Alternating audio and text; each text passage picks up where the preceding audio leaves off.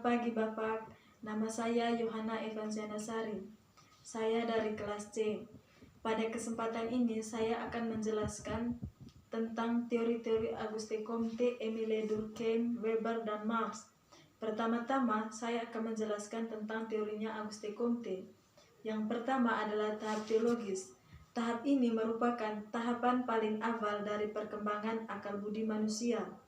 Pada tahap ini, manusia berusaha menerangkan segenap fakta kejadian dalam kaitannya dengan teka-teki alam yang dianggapnya berupa misteri. Manusia tidak menghayati dirinya sebagai makhluk luhur dan rasional yang posisinya di dalam alam berada di atas makhluk-makhluk lain. Sebaliknya, manusia menganggap dirinya sebagai bagian dari keseluruhan alam yang selalu diliputi oleh rahasia yang terpecahkan oleh pikirannya yang sederhana.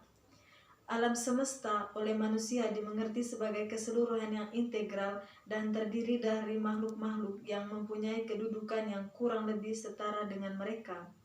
Dan seperti diri mereka sendiri, keseluruhan itu dihayati sebagai suatu yang hidup, berjiwa, berkemauan, dan bertindak sendiri. Dalam tahap ini terdapat beberapa bentuk dan cara berpikir. Bentuk yang pertama adalah fetisme dan animisme. Kedua bentuk berpikir ini menyaksikan bagaimana manusia menghayati alam semesta dalam individualitas dan partikularitasnya. Kemudian, cara berpikir selanjutnya yang lebih maju yaitu politisme. Cara berpikir ini lebih maju daripada cara berpikir sebelumnya karena sudah tampak adanya jenis klasifikasi atas dasar kesamaan dan kemiripan individualisme dan partikularisme, benda yang diganti oleh kelas-kelas kejadian dan kemudian diekspresikan menjadi konsep yang umum dan abstrak.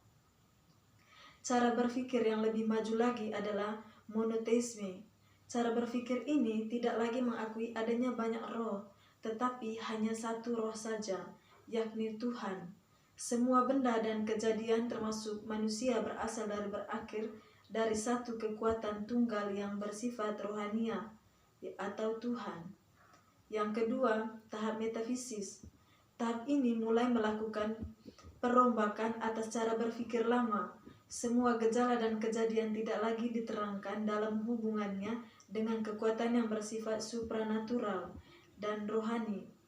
Manusia pada tahap ini berusaha keras untuk mencari hakikat atau esensi dari segala sesuatu.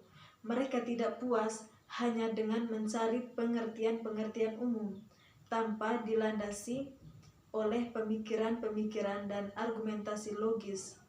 Untuk tujuan itu, dogma agama mulai ditinggalkan dan kemampuan akal budi mulai dikembangkan. Manusia mulai mengerti bahwa irasionalitas harus disingkirkan, sedangkan analisis pikir perlu dikembangbiakan. Yang ketiga adalah tahap positif. Pada tahap positif, gejala dan kejadian alam tidak lagi dijelaskan secara priori, melainkan berdasarkan pada observasi, eksperimen, dan komparasi yang ketat dan teliti. Gejala dan kejadian alam harus dibersihkan dari muatan teologis dan metafisis. Akal mencoba mengobservasi gejala dan kejadian secara empiris dan hati-hati untuk menentukan hukum-hukum yang mengatur gejala dan kejadian itu. Hukum-hukum yang ditemukan tidak bersifat irasional atau kabur, melainkan nyata dan jelas karena memberinya peroleh secara langsung dari gejala-gejala yang dapat dialami oleh setiap orang. Yang kedua adalah teori Émile Durkheim. Yang pertama adalah fakta sosial. Fakta sosial di sini adalah seluruh cara bertindak, baku maupun tidak yang dapat berlaku pada diri individu sebagai sebuah pakuan eksternal, atau bisa juga dikatakan bahwa fakta sosial adalah seluruh cara bertindak yang umum dipakai suatu masyarakat, dan pada saat yang sama keberadaannya terlepas dari manifestasi-manifestasi individual. Durkheim membedakan dua tipe ranah fakta sosial. Yang pertama, fakta sosial material. Fakta sosial material lebih mudah dipahami karena bisa diamati. Fakta sosial material tersebut seringkali mengekspresikan kekuatan moral yang lebih besar dan kekuatan yang sama-sama berada di luar individu dan memaksa mereka. Kekuatan moral inilah yang disebut dengan fakta sosial non-material. Yang kedua adalah fakta sosial non-material. Durkheim mengakui bahwa fakta sosial non-material memiliki batasan tertentu. Ia ada dalam pikiran individu, akan tetapi ia tidak yakin bahwa ketika orang memulai berinteraksi secara sempurna, maka interaksi itu akan mematuhi hukumnya sendiri. Individu masih perlu sebagai satu jenis lapisan bagi fakta partikularnya akan ditentukan oleh interaksi dan tidak boleh individu.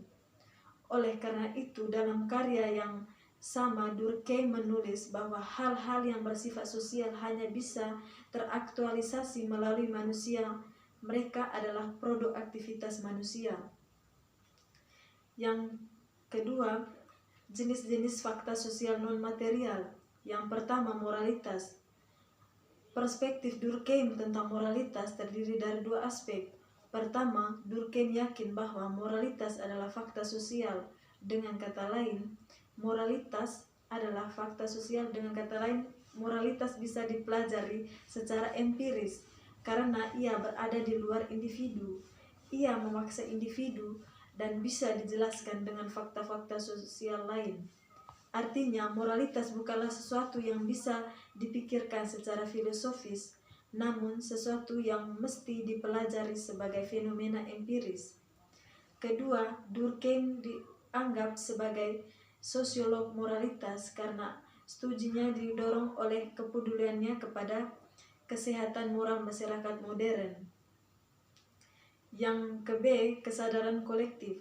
Durkheim mendefinisikan kesadaran kolektif sebagai berikut. Seluruh kepercayaan dan perasaan bersama orang kebanyakan dalam sebuah masyarakat akan membentuk suatu sistem yang tetap. Orang punya kehidupan sendiri. Kita boleh menyebutnya dengan kesadaran kolektif atau kesadaran umum.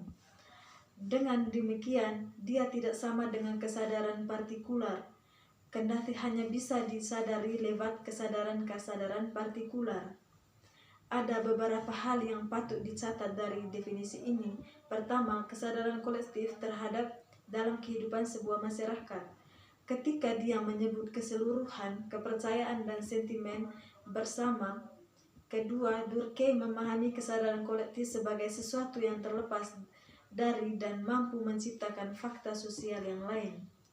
Kesadaran kolektif, hukum, hanya sekedar cerminan dari basis material sebagaimana yang dikemukakan oleh Marx. Ketiga, kesadaran kolektif baru bisa terwujud melalui kesadaran-kesadaran individual. Kesadaran kolektif merujuk pada struktur umum pengertian, norma, dan kepercayaan bernama. Oleh karena itu, dia adalah konsep yang sangat terbuka dan tidak tetap. Durkheim menggunakan konsep ini untuk menyatakan bahwa masyarakat primitif memiliki kesadaran kolektif yang kuat, yaitu pengertian norma dan kepercayaan bersama, lebih dari masyarakat modern. Yang ke-C, representasi kolektif. Contoh representasi kolektif adalah simbol, agama, mitos, dan legenda populer. Semuanya mempresentasikan kepercayaan, norma, dan nilai kolektif, dan mendorong kita untuk menyesuaikan diri dengan klaim kolektif. Representasi kolektif juga tidak bisa direduksi kepada individu-individu, karena ia muncul dari interaksi sosial dan hanya bisa dipelajari secara langsung karena cenderung berhubungan dengan simbol material seperti isyarat, ikon, dan gambar, atau berhubungan dengan praktik seperti ritual. Yang ke-D adalah arus sosial. Menurut Durkheim, arus sosial merupakan fakta sosial yang tidak menghadirkan diri dalam bentuk yang jelas. Durkheim mencontohkan dengan luapan semangat, antara dan rasa kasihan yang berbentuk dalam kumpulan publik. Yang ke-E, pikiran kelompok. Durkheim menyatakan bahwa pikiran kolektif sebenarnya adalah kumpulan pikiran individu. Akan tetapi, pikiran individu tidak secara mekanis saling bersinggungan dan tertutup satu sama lain. Pikiran-pikiran individual terus-menerus berinteraksi melalui pertukaran simbol. Mereka mengelompokkan diri berdasarkan hubungan alami mereka. Mereka menyusun dan mengatur diri mereka sendiri. Untuk hal ini terbentuklah suatu hal yang bersifat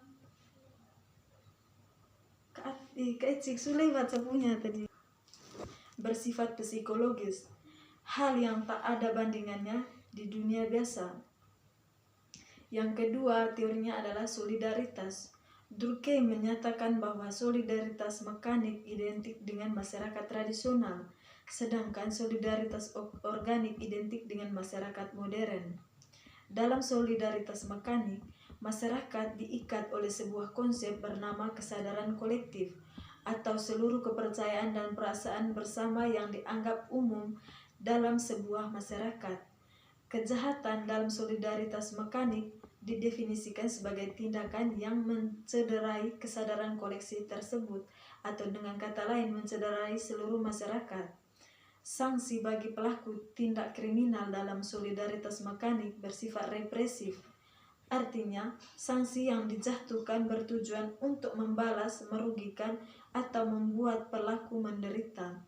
Seperti hukuman mati, berbeda dengan solidaritas mekanik yang diikat oleh kesamaan dalam bentuk kesadaran kolektif. Solidaritas organik justru diikat oleh perbedaan dalam bentuk pembagian kerja. Dalam solidaritas organik, setiap orang memiliki tugas yang spesifik dan saling tergantung antara satu dengan yang lainnya. Sanksi yang diberikan bagi pelaku untuk kriminal dalam solidaritas organik bersifat relativatif. Artinya, sanksi yang dijatuhkan bertujuan untuk mengembalikan kondisi masyarakat yang terganggu akibat tindak kriminal tersebut seperti semula. Contohnya dengan membayar ganti rugi. Yang kedua, dalam solidaritas organik, masyarakat tidak diikat oleh kesadaran kolektif. Oleh karena itu, tindak kriminal tidak lagi dianggap sebagai suatu yang mencederai seluruh masyarakat, sehingga sanksi yang bersifat represif tidak lagi dibutuhkan. Yang ketiga, teori bunuh diri. Teori bunuh diri Durkheim memilih studi bunuh diri karena persoalan ini relatif merupakan fenomena konkret dan spesifik di mana tersedia data yang bagus secara komparatif. Akan tetapi, alasan utama Durkheim untuk melakukan studi bunuh diri ini adalah untuk menunjukkan kekuatan disiplin sosiologi. Dia melakukan penelitian tentang angka bunuh diri di berbagai negara di Eropa. Secara statistik, hasil dari data-data yang dikumpulkan menunjukkan kesimpulan bahwa gejala-gejala psikologi sebenarnya tidak terpengaruh terhadap kecenderungan untuk melakukan bunuh diri. Menurut Durkheim, peristiwa-peristiwa bunuh diri sebenarnya merupakan kenyataan-kenyataan sosial tersendiri yang karena itu dapat dijadikan sarana penelitian dengan menghubungkan terhadap struktur sosial dan derajat integrasi sosial dari suatu kehidupan masyarakat. Durkheim memusatkan perhatiannya pada 3 macam kesatuan sosial yang pokok dalam masyarakat. Yang pertama, bunuh diri dalam kesatuan agama. Dari data yang dikumpulkan Durkheim menunjukkan bahwa angka bunuh diri lebih besar di negara-negara Protestan dibandingkan dengan penganut agama Katolik dan lainnya. Penyebabnya terletak di dalam perbedaan kebebasan yang diberikan oleh masing-masing agama tersebut kepada para penganutnya. Kedua, bunuh diri dalam kesatuan keluarga. Dari penelitian Durkheim disimpulkan bahwa semakin kecil jumlah anggota dari suatu keluarga, maka akan semakin kecil pula keinginan untuk hidup. Kesatuan sosial yang semakin besar mengikat orang pada kegiatan-kegiatan sosial di antara anggota-anggota kesatuan masyarakat. Yang ketiga, bunuh diri dalam kesatuan politik. Dari data yang dikumpulkan Durkheim menyimpulkan bahwa di dalam situasi perang, golongan militer lebih terintegrasi dengan baik dibandingkan dalam keadaan damai. Sebaliknya dengan masyarakat sipil. Kemudian, Durkheim disimpulkan bahwa angka bunuh diri ternyata lebih kecil pada masa revolusi atau pergolakan politik dibandingkan dengan dalam masa tidak terjadi pergolakan politik. Durkheim membagi tipe bunuh diri ke dalam 4 macam. Yang pertama, bunuh diri egoistik. Tingginya angka bunuh diri egoistik dapat ditemukan dalam masyarakat atau kelompok di mana individu tidak berinteraksi dengan baik dalam unit sosial yang luas. Lemahnya integrasi ini melahirkan perasaan bahwa individu bukan bagian dari masyarakat dan masyarakat bukan pula bagian dari individu. Lemahnya integrasi ini melahirkan perasaan bahwa individu bukan dari masyarakat dan masyarakat bukan pula bagian dari individu. Dan harus tersebut melahirkan perbedaan angka bunuh diri. Akan melahirkan arus depresi dan kekecewaan. Kekecewaan yang melahirkan situasi politik didominasi oleh perasaan kesia-siaan moralitas dilihat sebagai pilihan individu, dan pandangan hidup masyarakat luas menekan ketidakmaknaan hidup. Begitupun sebaliknya.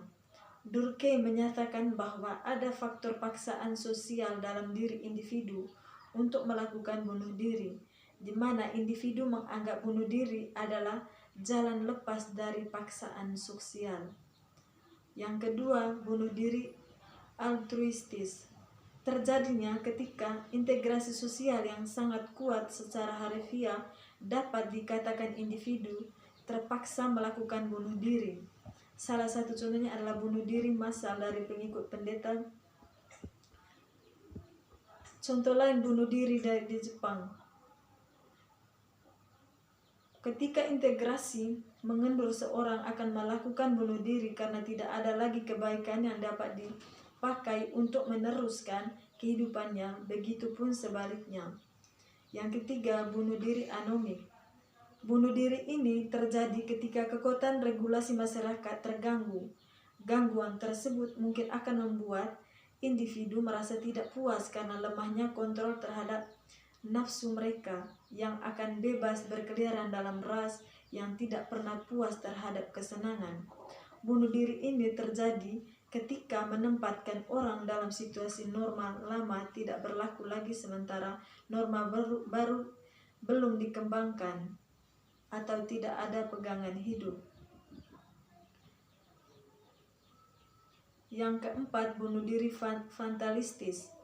Bunuh diri ini terjadi ketika regulasi meningkat. Durkheim menggambarkan seseorang yang mau melakukan bunuh diri itu seperti seseorang yang mana masa depannya telah tertutup dan nafsu yang bertahan oleh disiplin yang menindas. Contohnya perbudakan. Yang ketiga adalah teorinya Weber. Pertama, teori kapitalisme. Menurut Max Weber, merupakan sistem ekonomi yang berlaku pada suatu pasar dan dipacu untuk menghasilkan keuntungan dengan kegiatan tukar-menukar di pasar tersebut.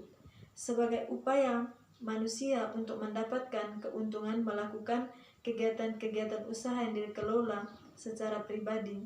Meski demikian, kegiatan usaha yang dimaksud bukanlah sekedar perdagangan dan pertukaran barang yang sudah ada sejak dahulu. Yang kedua, teori birokrasi. Teori ini diorganisasikan sebagai satu unit sosial yang sengaja dibentuk atau pengelompokan manusia dan dibentuk kembali untuk mencapai matlamat-matlamat tertentu. Apabila bercakap mengenai organisasi, kita tidak boleh daripada membicarakan mengenai teori-teori organisasi yang ada. Salah satu teori yang paling berpengaruh dalam bidang organisasi dan pentadbiran ialah teori birokrasi. Teori ini dirasakan oleh Max Weber, seorang ahli sosiologi dan ekonomi berpengaruh Jerman. Hasil kerja yang dilakukan olehnya adalah sezaman dengan Frederick W. Taylor dan Henry Fayol, namun beliau bekerja mengikut jalannya yang tersendiri. Dari segi pengertiannya, birokrasi boleh didefinisikan sebagai satu konsep dalam bidang sosiologi dan sains politik yang merujuk kepada satu cara pelaksanaan pentadbiran dan penguatkuasaan undang-undang sah yang lebih dibuat dalam sebuah organisasi. Lazimnya, kita menganggap birokrasi sebagai kewujudan berbagai posisi atau aktivitas di mana fungsinya memberikan khidmat dan mengekalkan organisasi. Sebagian orang menganggap birokrasi adalah merupakan satu prosedur yang berbelit-belit, menyulitkan dan menjengkelkan. Bagi sebagian orang pula, mereka menganggap birokrasi dari sudut positif, yaitu sebagai satu usaha untuk mengatur dan mengendalikan perilaku masyarakat supaya suatu proses dapat dijalankan secara teratur. Sebenarnya, definisi birokrasi menurut Max Weber adalah berbeda dengan pandangan mengenai birokrasi yang ada pada hari ini. Dari segi konsep, Weber merujuk birokrasi sebagai satu jenis struktur pentadbiran yang dibangunkan dalam satu pertumbuhan di mana adanya authority rasional, sah. Weber menerangkan jenis birokrasi yang ideal dari sudut yang positif. Beliau menganggap organisasi birokrasi adalah organisasi yang lebih rasional dan lebih cekat. Jenis birokrasi yang ideal termasuklah tidak ada jenis authority atau perhubungan yang lain, tidak mempunyai persahabatan dan permusuhan, tidak mempunyai komplot dan tidak mempunyai badan jabatan kuasa. Suatu birokrasi badan yang dikatakan ideal hanya wujud di mana individu memberi dan menerima arahan sebagai satu peraturan dalam sistem rasional. Weber juga berhujah bahwa jenis birokrasi yang ideal memerlukan alat pentadbiran yang sukar, sifat-sifat alam pentadbiran ini termasuklah ketepatan, kepantasan, tidak ada kekaburan, mempunyai pertimbangan, mengetepikan kepentingan, tidak ada perselisihan. Langkah penjimatan tidak ada langkah penjimatan berkesinambungan dan kesepakatan. Beliau juga mengatakan bahwa organisasi tidak dapat diletakkan dari berubah ke arah jenis ideal yang dikatakan olehnya dalam pencarian proses kecekapan yang sangat berkenan. Max Weber melihat teori birokrasi dari berbagai dimensi. Kertas kerja individu ini akan menguraikan mengenai teori birokrasi. Ini meliputi ide-ide yang dikemukakan oleh Max Weber mengenai teori birokrasi seperti tipologi, authority, dan karakteristik organisasi. Jenis birokrasi seterusnya, huraian kertas juga individu ini menyentuh mengenai objektif, kekuatan, dan kekurangan teori ini.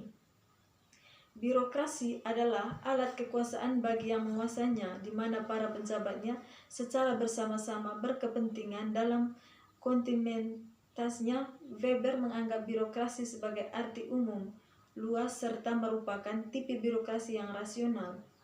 Weber berpendapat bahwa tidak mungkin kita memahami setiap gejala kehidupan yang ada secara keseluruhan, sebab yang mampu kita lakukan hanyalah memahami sebagaimana dari gejala tersebut.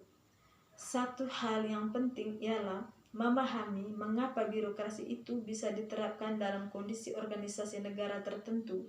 Dengan demikian, tipe ideal memberikan penjelasan kepada kita bahwa kita membirokrasikan aspek-aspek yang amat penting yang membedakan antara kondisi organisasi tertentu dengan yang lainnya. Menurut Weber, dari konsep birokrasi secara keseluruhan, birokrasi ini mempunyai tipe ideal birokrasi yang rasional itu dilakukan dalam cara-cara sebagai berikut. Yang pertama, pejabat secara rasional bebas tetapi dibatasi oleh jabatannya. Yang kedua, jabatan disusun oleh tingkat hierarki dari atas ke bawah dan ke samping dengan konsekuensinya berupa perbedaan kekuasaan. Yang ketiga, tugas dan fungsi masing-masing jabatan dalam hierarki itu secara spesifik berbeda satu sama lain. Keempat, setiap pejabat mempunyai kontrak jabatan yang baru dijalankan. Yang kelima, setiap pejabat diseleksi atas dasar kualifikasi profesionalitasnya. Yang keenam, setiap pejabat mempunyai gaji termasuk hak untuk menerima pensiun. Yang ketujuh, terdapat struktur pengembangan karir yang jelas. Yang kedelapan, setiap pejabat sama sekali tidak dibenarkan menjalankan jabatannya untuk kepentingan pribadi. Yang terakhir, setiap pejabat berada di bawah pengendalian dan pengawasan suatu sistem yang dijalankan secara disiplin. Birokrasi dalam hal politik ini mempunyai 3 arti, yaitu yang pertama sebagai tipe organisasi yang khas, yang kedua sebagai suatu sistem atau struktur, yang ketiga sebagai suatu tatanan jiwa tertentu dan alat kerja pada organ negara untuk mencapai tujuannya. Yang ketiga, teori tindakan sosial. Max Weber adalah salah satu ahli sosiologi dan sejarah bangsa Jerman. Tindakan sosial menurut Max Weber adalah suatu tindakan individu sepanjang tindakan itu mempunyai makna atau arti subjektif bagi dirinya dan diarahkan kepada tindakan orang lain. Pada tindakan ini dapat berulang kembali dengan sengaja sebagai akibat dan pengaruh situasi yang serupa atau berupa persetujuan secara pasif dalam situasi tertentu. Yang keempat adalah teorinya Marx. Yang pertama, dialektika. Dialektika, pemikiran Marx tentang dialektika merupakan pemikirannya yang terinspirasi dari pemikiran Hegel. Hegel merupakan salah satu filsuf Jerman yang membuat konsepsi tentang dialektika itu sendiri. Dia menjelaskan bahwa suatu yang ada di dunia ini terdiri dari yang namanya tesis dan antitesis. Yang kedua adalah aliansi. Aliansi adalah suatu keadaan di mana individu terasing dari dirinya sendiri. Menurut Marx, aliansi dalam pekerjaan adalah asal mula segala bentuk aliansi manusia, karena di dalam pekerjaan manusia berusaha untuk mengobjektifikasi dari diri mereka dalam kehidupan. Pertama, pekerjaan merupakan aktivitas khas semua manusia. Manusia bila dibandingkan dengan binatang bekerja secara bebas dan universal, sementara binatang bekerja menurut insting mereka, hanya sesuai dengan kebutuhan mereka. Kedua, pekerjaan merupakan sarana objektifikasi manusia ini. Artinya bahwa di dalam pekerjaan, manusia mengambil bentuk alamiah dari objek alam guna menciptakan bentuk kreasi interaksi sendiri terhadap objek alam tersebut. Ketiga, di dalam pekerjaan, manusia membuktikan diri sebagai makhluk sosial. Teori yang ketiga, basis struktur. Pemikiran Marx merupakan pemikiran yang struktural atau hierarkis, pemikiran yang berdasarkan pada sebuah struktur sosial. Di sini Marx membagi pemikiran menjadi 2, yaitu basis dan suprastruktur. Basis ini merupakan dasar atau fundamental bagi suprastruktur. Basis menurut Marx adalah ekonomi dan suprastruktur adalah politik, budaya, hukum, dan sosial. Marx berpendapat bahwa ekonomi adalah dasar dan subsistem yang ada. Ekonomi menjadi dasar dari apa yang akan terbentuk atau terlihat di subsistem politik, subsistem budaya, subsistem hukum, dan subsistem sosial. Teori yang keempat adalah agama sebagai candu. Analisisnya mengenai agama tersebut adalah suatu analisis pramarkis tanpa acuan analisis kelas sama sekali. Dari analisis tersebut kemudian juga bersifat dialektis karena telah menyatakan watak ganda dan penuh pertentangan dari gejala keagamaan. Pada saat tertentu menjadi pengubah masyarakat yang sudah mapan, dan pada saat yang lain malah menjadi kekuatan penentang dari kemapanan itu sendiri. Teori yang keempat adalah kesadaran palsu. Kesadaran palsu adalah sebuah konsep yang berasal dari teori Marxis dari kelas sosial. Konsep ini mengacu pada keliru sistematis hubungan sosial yang dominan dalam kesadaran kelas. Bawahan Marx sendiri tidak menggunakan frase kesadaran palsu, tapi dia membayar perhatian luas terhadap konsep terkait ideologi dan fetitisme komoditas. Anggota kelas bawahan atau buruh, petani, atau budak menderita kesadaran palsu. Dalam representasi mental mereka dari hubungan sosial di sekitar mereka secara sistematis menyembunyikan atau mengaburkan realitas subordinasi, eksploitasi dan dominasi mereka. Hubungan mewujudkan konsep terkait terbentuk mistifikasi ideologi dan fetinisme. Yang terakhir adalah relasi ekonomi politik. Marx membangun teorinya bahkan krisis umum kapitalisme itu tak terhindarkan, dan bahkan mau tidak mau sistem kapitalisme harus menyingkir dan digantikan oleh sistem sosialis ekonomi politik Marxisan, merupakan kritik terhadap sistem ekonomi pasar kapitalisme, pilar kelembagaan kapitalisme. Diyakini oleh Marx sangat dieksploitasi karena menempatkan tenaga kerja subordinat berhadapan dengan pemilik modal. Hal ini bisa terjadi karena dalam kapitalisme peranata aktor selalu terlambat dan percepatan inovasi produksi teknologi. Dalam terminologi ekonomi, peranata aktor produksi adalah kelembagaan yang mengatur antara interaksi antara pemilik modal, tanah, dan tenaga kerja. Persoalan yang mengemuka adalah ketika inovasi produksi dilakukan, sebagian keuntungan atas kegiatan ekonomi selalu tidak bisa jatuh di operasional. Mungkin itu saja materi yang saya jelaskan pada pagi hari ini. Sekian dan terima kasih.